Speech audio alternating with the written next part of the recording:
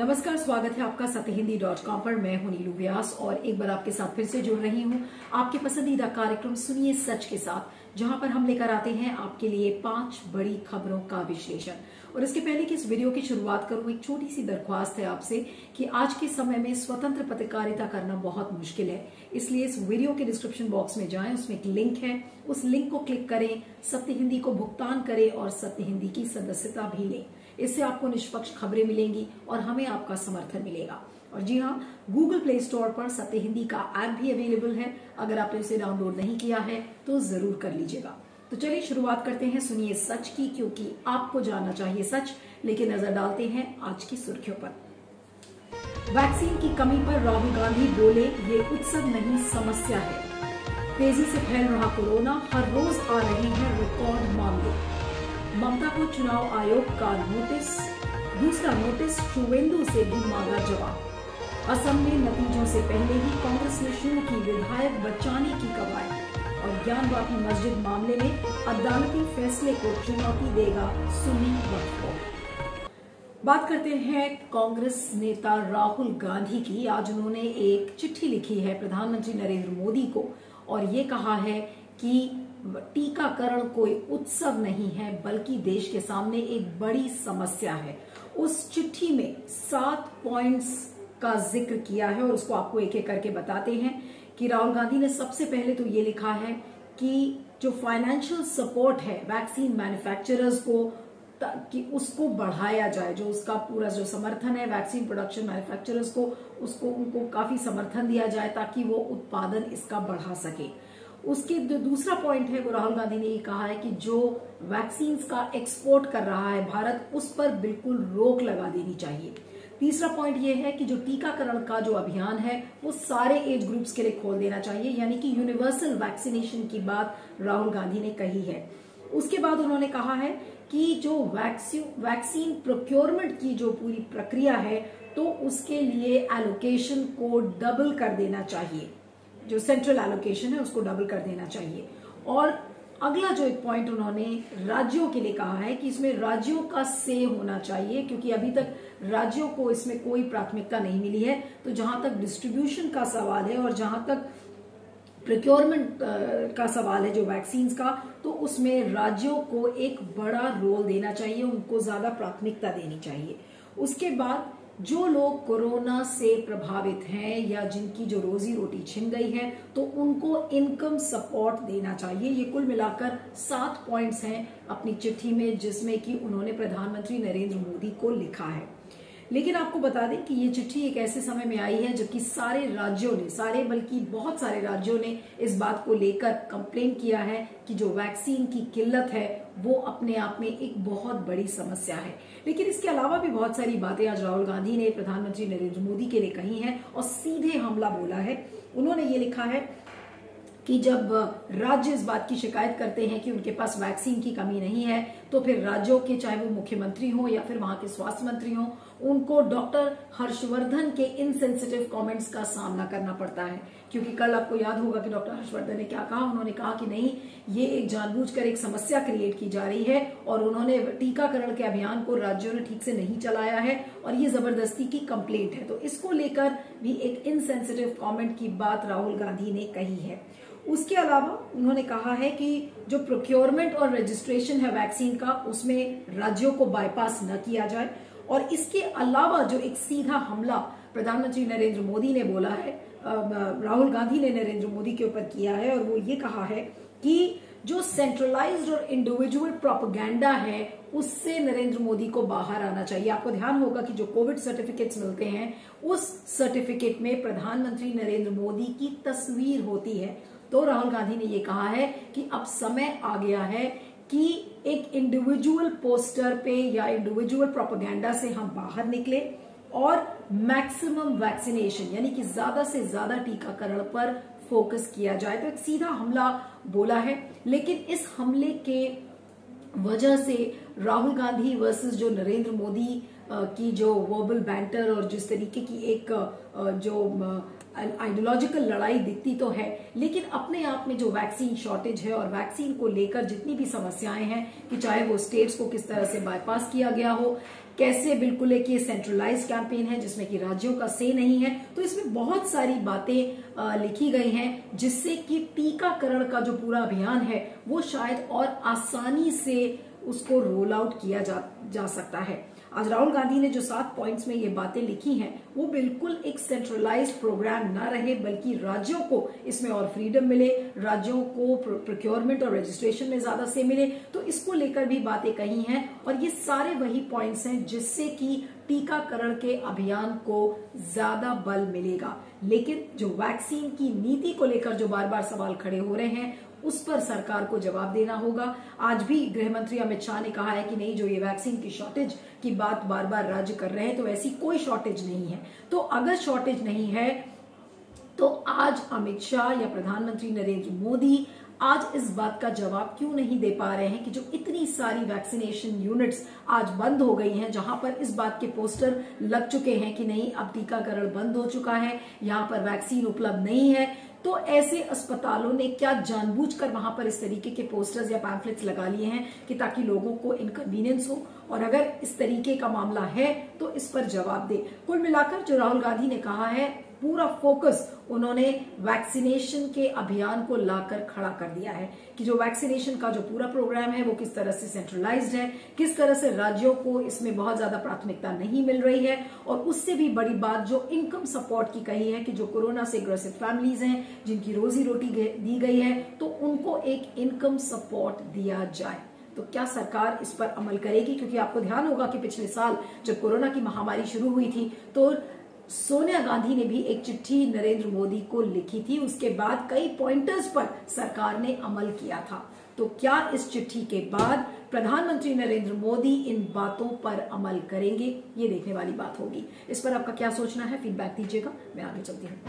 Corona का संक्रमण बिल्कुल भी थमता हुआ नजर नहीं आ रहा है। पिछले 24 घंटे के अगर आंकड़े की मैं बात करूं तो हमारे सामने 24 घंटे में 1.31 लाख केसेस सामने आए हैं, जिसमें कि सबसे ज्यादा महाराष्ट्र के न्यू इन्फेक्शंस रजिस्टर हुए हैं, जो कि 56,286 मामले सिर्फ 24 घंटे में सामने आए हैं और 780 डेथ्स हुई हैं, यानी कि 780 लोगों की जानें कोरोना की वजह से गई हैं।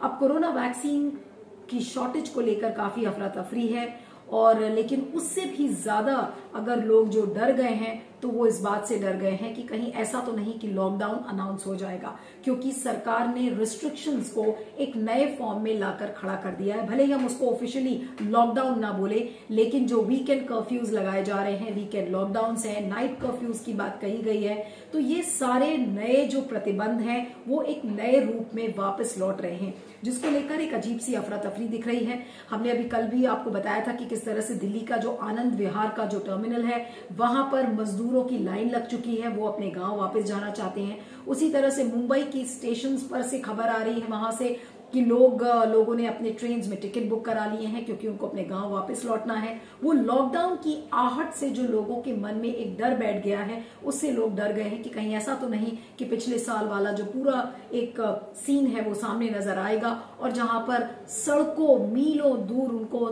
थाउजेंड्स ऑफ किलोमीटर्स उनको सिर्फ पैरों पर चल के जाना पड़ेगा। तो इस तरीके का चांस इस बार कोई भी प्रवासी मजदूर लेना नहीं चाह रहा है। इसको देखकर एक अफरा तफरी भी थी, जिसको लेकर लोग ये कह रहे थे कि शायद ट्रेन पर प्रतिबंध लग जाएगा, लेकिन जिसको लेकर आज रेलवे ने इस बात को क्लियर किया है कि नहीं, अगर जरूरत पड़ेगी तो वो ज्यादा ट्रेन चलाएंगे। और हालांकि रेलवे ने अपनी तरफ से ये कहा है कि ये एक एनुअल सीजन है गर्मियों के पहले का, जब एक रश देखा जाता है, लेकिन ये बात भी सही है कि बहुत भारी संख्या में मजदूर अब घर वापस लौटने लगे हैं। अब आपको बता दें कि बहुत सारे जो शहर हैं जिन्होंने एक वीकेंड लॉकडाउन अनाउंस किया है, जिसमें कि एमपी, एक मध्य प्रदेश एक ऐसा राज्य है जहां पर आज रात शाम 6 बजे से सुबह 6 बजे सोमवार तक वीकेंड लॉकडाउन का अनाउंसमेंट ऑलरेडी हो चुका है। उसी तरीके से नाइट कर्फ्यूज की बात की गई है दिल्ली में, कर्नाटका में, ऐसे कई राज्य हैं जहां पर, पंजाब, जहां पे नाइट कर्फ्यूज ऑलरेडी लग चुके हैं। और आपको बता दें कि जो बार बार ये खबरें आ रही हैं कि किस तरीके से इन रिस्ट्रिक्शंस को हम निपटे, तो सबको इस बात का डर है कि कहीं ऐसा तो नहीं कि पिछले साल वाला जो पूरा एक एक्सपेरिमेंट हुआ था और उसी तरीके के सीन सामने आएंगे। तो इसको लेकर लोग काफी डरे हुए हैं। लेकिन कोरोना से एक नहीं बल्कि कई समस्याएं दिख रही हैं। वैक्सीन शॉर्टेज की मैंने आपको बात बताई। आज दिल्ली के ऑल इंडिया मेडिकल इंस्टीट्यूट में 35 डॉक्टर्स आज कोरोना ग्रसित पाए गए हैं और ये वो सारे डॉक्टर्स हैं जिनको वैक्सीन की दोनों डोज लग चुकी थी। आपको याद है कि जब टीकाकरण का अभियान शुरू हुआ था तो सबसे पहले फ्रंटलाइन वर्कर्स और डॉक्टर्स को ही वैक्सीन लगी थी। तो ये सारे वो डॉक्टर्स हैं जिनको दोनों डोज वैक्सीन की लग चुकी है और वो फिर से पॉजिटिव पाए गए हैं। तो इसको लेकर भी एक बहुत पैनिक और एंग्जाइटी है लोगों के मन में। और आपको एक खबर ये बता दें कि लगातार महाराष्ट्र से बेड्स की किल्लत की खबरें आ रही हैं, ऑक्सीजन की कमी की खबरें आ रही हैं। जो महाराष्ट्र की हालत है इस समय इंफ्रास्ट्रक्चर को लेकर वो बहुत ज्यादा खराब है। और इन सारी खबरों के बीच एक अफरा तफरी का माहौल है। आज एक ये भी खबर आ रही थी कि उत्तर प्रदेश के शामली इलाके से इतनी अफरा तफरी थी और लोगों के मन में कितना कंफ्यूजन था कि आज 3 बुजुर्ग महिलाओं को कोविड वैक्सीन की जगह रेबीज का वैक्सीन लगा दिया गया। और जब महिलाओं की तबीयत जब खराब हुई और उन्होंने जाकर इसकी शिकायत की तब इस मामले का संज्ञान लिया गया। लेकिन ये एक मेडिकल नेग्लिजेंस का मामला है कि आप वैक्सीन के बीच में भी डिफरेंशिएट नहीं कर पा रहे हैं कि कोरोना की वैक्सीन कौन सी है और रेबीज की वैक्सीन कौन सी। तो ये सारी चीजें इस समय सामने आ रही है। लेकिन कुल मिलाकर माहौल इस समय बहुत ही भयावह है और बहुत ही चिंताजनक है। और कुल 10 राज्य हैं इस समय जहां पर पूरा कोरोना का फोकस है और वहीं से मैक्सिमम इन्फेक्शंस आ रहे हैं। लेकिन इसका इलाज क्या है?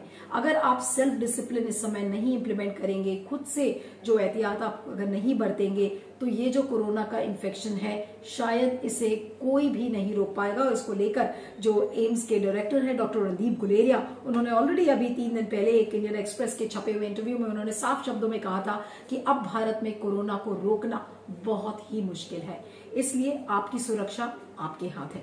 इस पर आपका क्या फीडबैक है जरूर बताइएगा। मैं आगे चलती हूँ।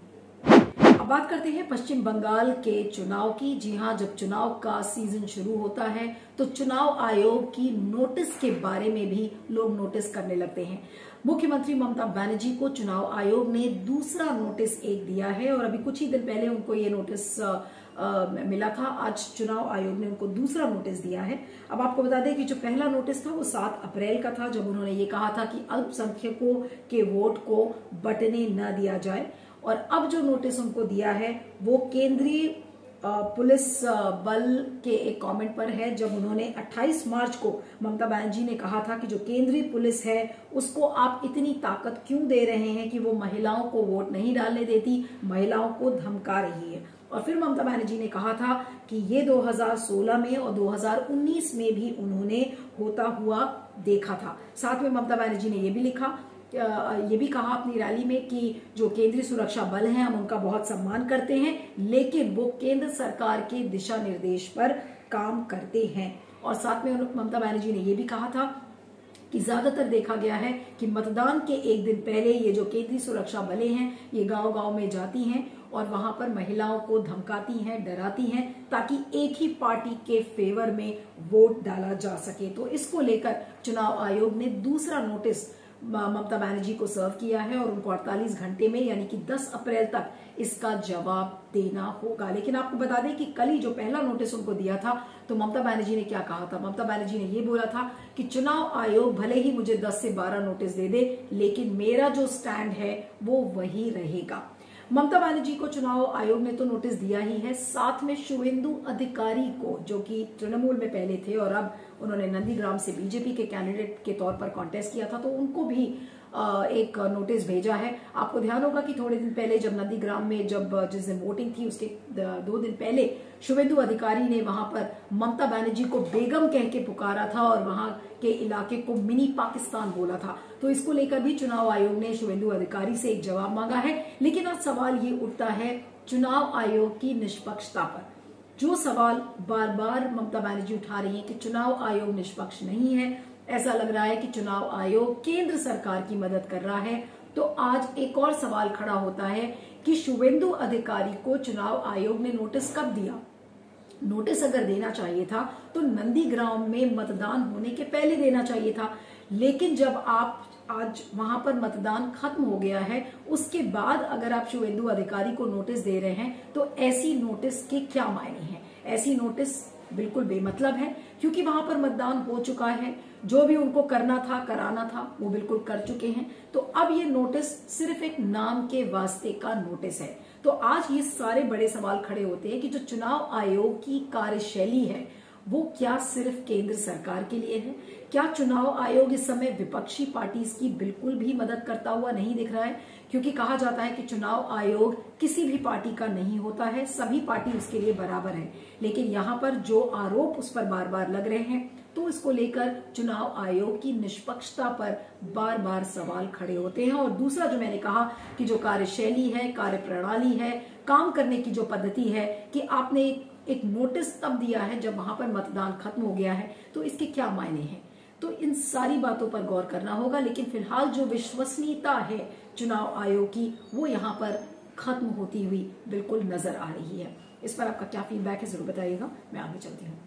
अब बात करते हैं असम की, जहां पर मतदान खत्म हो चुका है। लेकिन एक बहुत ही आज एक इंटरेस्टिंग टर्न ऑफ इवेंट्स हमारे सामने आए हैं और खबर ये आ रही है कि 22 एमएलएज ऐसे हैं, 22 कैंडिडेट्स जो कि महाजोट अलायंस के थे, उनको गुवाहाटी से जयपुर लाया गया है। जी हाँ, ये सारे कैंडिडेट्स कांग्रेस के हैं जो कि गुवाहाटी से उड़कर अब वो जयपुर में उनको लाया गया है ताकि उनको एक सेफ जगह रखा जा सके।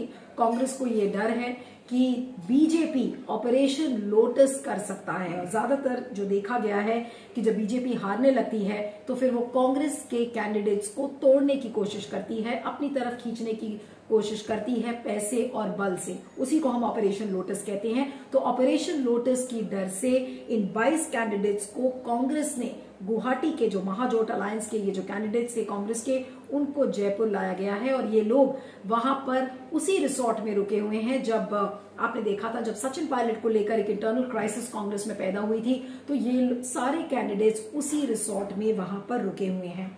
और रणदीप सुरजेवाला ने बिल्कुल खुले शब्दों में कहा है कि BJP tries to break Congress when it's losing elections, यानी कि जब वो चुनाव हारने लगती है तो बीजेपी कांग्रेस के कैंडिडेट्स को तोड़ने की कोशिश करती है। अब इस पूरे वाक्य से कुछ लोग हंसेंगे और सोचेंगे कि अरे अभी तो चुनाव नतीजे आने में कितना वक्त है, 2 मई को चुनाव के नतीजे आएंगे और कांग्रेस अभी से ही एक सेफ कीपिंग एक्सरसाइज में क्यों लग गया है। तो जी हाँ, पहला तो जो पॉइंट जो समझ में आता है लोगों को कि ये एक सेफ कीपिंग एक्सरसाइज है। कांग्रेस इस समय बिल्कुल हाइपर एक्टिव है असम को लेकर और शायद आश्वस्त है कि वो असम का चुनाव जीतेगी, इसलिए अब वो कोई चांस नहीं लेना चाह रही है। और वो ये सोच रही है कि इसके पहले कि बीजेपी उनके कैंडिडेट्स पर हाथ मारे तो वो एक ऐसी चाल चले जिससे कि बीजेपी को ये मौका ही ना मिले कि जो कांग्रेस के कैंडिडेट्स हैं उनको पैसे के बल से अपनी तरफ खींचा जा सके। तो यहाँ पर 2 चीजें और भी हैं कि कांग्रेस इस समय प्रोएक्टिव मोड में है जहां तक असम में चुनाव नतीजों का सवाल है। दूसरा ये कि सेफ कीपिंग एक्सरसाइज एक पहले से उन्होंने रणनीति बना ली है कि चुनाव नतीजे जो भी हों, लेकिन हम अपने एमएलएज को टूटने नहीं देंगे। तो ये एक proactive turn off events Assam के चुनाव का लग रहा है। और जो बार बार बीजेपी ये कह रही थी कि नहीं बीजेपी दोबारा असम में सरकार बनाएगी, तो इसको लेकर भी अभी बहुत संशय है लोगों के मन में, क्योंकि एक बहुत ही हाईली पोलराइज्ड कैंपेन देखा गया जिसमें कि ये कहा जा रहा है कि नतीजे कुछ भी हो सकते हैं, बीजेपी भी जीत सकती है और हो सकता है कि कांग्रेस का जो महाजोट अलायंस है वो भी जीत सकता है। तो कांग्रेस इसको लेकर काफी आश्वस्त लग रही है, काफी उसको विश्वास है इस बात का कि वो सरकार बना लेगी, इसलिए वो चांस नहीं लेना चाहती। इसलिए ये जो सेफ कीपिंग एक्सरसाइज है, यानी कि 22 कैंडिडेट्स को पहले ही एक अलग सेफ रिसोर्ट में रख दो ताकि बीजेपी को ये चांस मिले ही ना। तो एक इंटरेस्टिंग टर्न ऑफ इवेंट्स है कि चुनाव नतीजे अभी नहीं आए हैं, लेकिन कांग्रेस ने प्रोएक्टिव होकर अपने एमएलएज को बचाने की कवायद शुरू कर दी है। इस पर आपका क्या सोचना है, फीडबैक दीजिएगा। मैं आगे चलती हूँ। अब बात करते हैं वाराणसी के उस जिला कोर्ट के ऑर्डर की जहां पर कल उस अदालत ने ये कहा था कि जो ज्ञानवापी मस्जिद है और जो काशी विश्वनाथ का मंदिर है उस आदेश में ये लिखा गया था कि जो आर्कियोलॉजिकल सर्वे ऑफ इंडिया है यानी कि पुरातत्व सर्वेक्षण विभाग, उसको अब सर्वे करना चाहिए कि जो डिस्प्यूटेड स्ट्रक्चर है, जो वहां पर जो मस्जिद बनी हुई है काशी विश्वनाथ के बिल्कुल सटी हुई, तो क्या उस मस्जिद को क्या मंदिर तोड़कर बनाया गया था। तो उसको लेकर एएसआई को फिर से आदेश दिए हैं कि आप सर्वे करें। सर्वे करने के साथ साथ उस आदेश में यह भी लिखा गया था कि एक 5 सदस्यों की कमिटी बनानी चाहिए और इस कमिटी का काम ये होगा कि जिस स्ट्रक्चर को वहां पर बनाया गया है, उसकी एज, उसकी मॉन्यूमेंटल डिजाइन, उन सारी चीजों पर एक गहन चिंतन हो और इस पर मंथन हो। इसके साथ साथ उसका कहा गया था कि उस कमिटी में 2 ऐसे लोग होंगे जो माइनॉरिटी कम्युनिटी के होंगे। अब आपको बता दें कि जिला कोर्ट ने साथ में ये भी कहा था कि इस दौरान जब सर्वे चल रहा होगा तो वो पब्लिक और मीडिया के लिए नहीं ओपन किया जाएगा, लेकिन जो मुसलमान वहां पर मस्जिद के अंदर जाकर नमाज पढ़ना चाहते हैं तो वो नमाज पढ़ सकते हैं, उसमें कोई रुकावट नहीं आएगी। अब ये आदेश आया था जो 3 दशक पुराना एक पिटिशन था और उस पिटिशन को ज्ञानवापी मंदिर की तरफ से किसने फाइल किया था, उसका नाम था, उस शख्स का नाम है विजय शंकर रस्तोगी। और उन्होंने ये कहा है अपने पिटिशन में कि जो ज्ञानवापी मस्जिद है वो 1669 में बनाई गई थी, जब औरंगजेब ने जो 2000 पुराना जो मंदिर था जिसे कि विक्रमादित्य ने बनाया था, उस मंदिर को औरंगजेब ने नष्ट किया था, उसको नष्ट करके और फिर वो मस्जिद बनाई थी। और ये जो कहानियां हैं, जो हिस्टोरिकल जो कहानियां हैं, उसके मुताबिक ये कहा गया है कि उस समय औरंगजेब को कुछ लोगों ने बताया कि उन मंदिरों में विज्ञान को पढ़ाया जा रहा था और इसलिए उस मंदिर को पुल डाउन किया और उसके बाद ये ज्ञानवापी मस्जिद बनाई गई है। अब ये जो जिला आदेश, जो जिला कोर्ट का आदेश आया है, उसे सुन्नी वक्फ बोर्ड अब इसे अदालती फैसले को चुनौती देगा। अब सुन्नी वक्फ बोर्ड ने अपने बयान में क्या कहा है, जो सुन्नी वक्फ बोर्ड के चेयरमैन है जुफार अहमद फारूकी, तो उन्होंने कहा है कि ये जो पूरा ऑर्डर है इसको हम चैलेंज करेंगे और इसका कोई टेक्निकल बेसिस नहीं है, क्योंकि जो फाउंडेशनल फैक्ट्स हैं पहले उनको पता किया जाए और उसके बाद ही कुछ इस तरीके का ऑर्डर हो सकता है। इसलिए the order is questionable because it does not have technical details, इस बात को कहा है। उसके बाद साथ में उन्होंने ये भी कहा है कि इस बात को लेकर कोई सबूत नहीं है कि वहां पर पहले एक टेम्पल यानी कि एक मंदिर ऑलरेडी था, इस बात को लेकर कोई सबूत नहीं है, कोई एविडेंस नहीं है। और साथ में उन्होंने कहा था कि आप अयोध्या का एक आप एग्जाम्पल उठाकर देख लीजिए कि जो एएसआई ने एक्सकवेशंस किए थे उसका कोई फायदा नहीं हुआ, क्योंकि एएसआई ने जो भी प्रूफ दिया था वो ये नहीं प्रूव कर पाया कि जो बाबरी मस्जिद जो बनाई गई थी वो एक मंदिर को विध्वस्त करके बनाया गया था। तो इस बात को लेकर बार बार प्रूफ की बातें कही जा रही हैं। और साथ में सुन्नी वक्फ बोर्ड ने कहा है कि ये जो पूरी एक नई प्रथा शुरू हो गई है मोदी सरकार में कि जब कोई भी मस्जिद जहां पर एग्जिस्ट करती है वहां पर आप एएसआई को एक ऑर्डर देते हैं और एएसआई उस पर खुदाई की बात करता है और कोर्ट के द्वारा एक आदेश निकाला जाता है कि एएसआई खुदाई करे, उस पर सर्वे करे। तो इस प्रथा को हमें बंद करना चाहिए। तो ये सारी बातें मिलकर सामने आई हैं। और आपको बता दें कि जो ज्ञानवापी मस्जिद की जो केयर टेकर संस्था है जिसका नाम है अंजुमन इंतजामिया मस्जिद, तो उसने ये कहा है कि बहुत कुछ चीजें यहाँ पर अयोध्या से बहुत मिलती जुलती हैं, क्योंकि उन्होंने याद दिलाया है कि जो 1992 में जो अयोध्या में जो बाबरी मस्जिद को गिराया गया था तो उसमें क्या हुआ, मस्जिद गिराने के पहले सबसे पहले उस एरिया को क्लियर किया गया था। और यहाँ पर अंजुमन इंतजामिया का कहना है कि जो योगी सरकार है उसकी एक मंशा है और उसके इंटेंट पर सवाल खड़े किए गए हैं, क्योंकि बार बार ये कहा जा रहा है कि जो गंगा घाट है काशी विश्वनाथ मंदिर का, उसको एक कॉरिडोर से जोड़ने की बात की जा रही है और उस कॉरिडोर को ज्ञानवापी मस्जिद के बीच से वो जो रास्ता निकलता है उसको क्लियर करने की बात कही जा रही है। यानी कि वो एक संकेत दे रहे हैं कि जिस तरीके से बाबरी मस्जिद को गिराने के पहले क्लियर किया गया था उसके चारों तरफ का रास्ता, उसी तरह से यहाँ पर ज्ञानवापी मस्जिद को भी तोड़ने की बातें हो रही हैं, ताकि वो गंगा घाट बनाने का जो कॉरिडोर की बात है उससे आप उस मस्जिद के चारों तरफ का इलाका है आप उसको साफ करेंगे। तो तमाम इस समय सवाल खड़े हो रहे हैं, लेकिन जो सबसे बड़ा सवाल ये है कि आप मस्जिद का एरिया ही साफ करने की बात क्यों कहते हैं। आप कोर्ट के द्वारा एक आदेश देते हैं और फिर ये जो सारी एक्सकवेशंस और सर्वेस की जो बातें हैं वो बार बार सामने आती हैं। तो क्या ये एक हिंदुत्व के एजेंडे का एक ये नया पहलू है, एक नया पैटर्न है, जिससे कि जहां जहां ये जो डिस्प्यूटेड स्ट्रक्चर्स खड़े हैं, अभी ज्ञानवापी की बात हो रही है, उसी तरह से मथुरा में एक स्ट्रक्चर एग्जिस्ट करता है। तो ये जो डिस्प्यूटेड स्ट्रक्चर्स हैं, इसको लेकर पहले भी एक बीजेपी के नेता बोल चुके हैं कि ये जो डिस्प्यूटेड स्ट्रक्चर्स हैं उन पर बार बार मंदिर बनाना, जहां पर मंदिर बनाया जा सकता है वहां मंदिर बनाएंगे।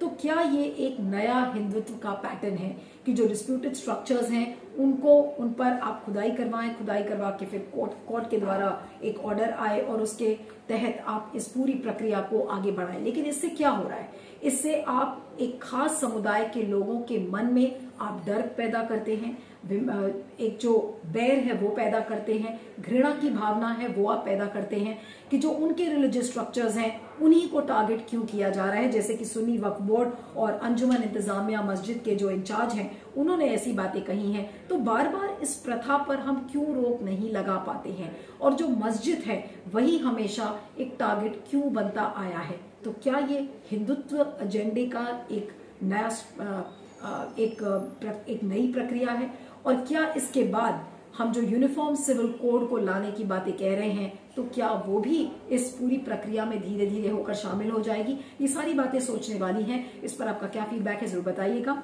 सुनिए सच की पांच बड़ी खबरों में इतना ही। आप मुझे ट्विटर पर फॉलो कर सकते हैं, मेरा ट्विटर हैंडल है @नीलू317। और चलते चलते आपको याद दिलाना चाहती हूँ कि गूगल प्ले स्टोर से अगर आपने सत्य हिंदी के ऐप को डाउनलोड नहीं किया है तो जरूर कर लीजिएगा। देखते रहिएगा सत्य हिंदी और बने रहिएगा सुनिए सच के साथ, क्योंकि आपको जानना चाहिए सच। Thank you so much. Satya Hindi का ऐप डाउनलोड करें गूगल प्ले स्टोर पर।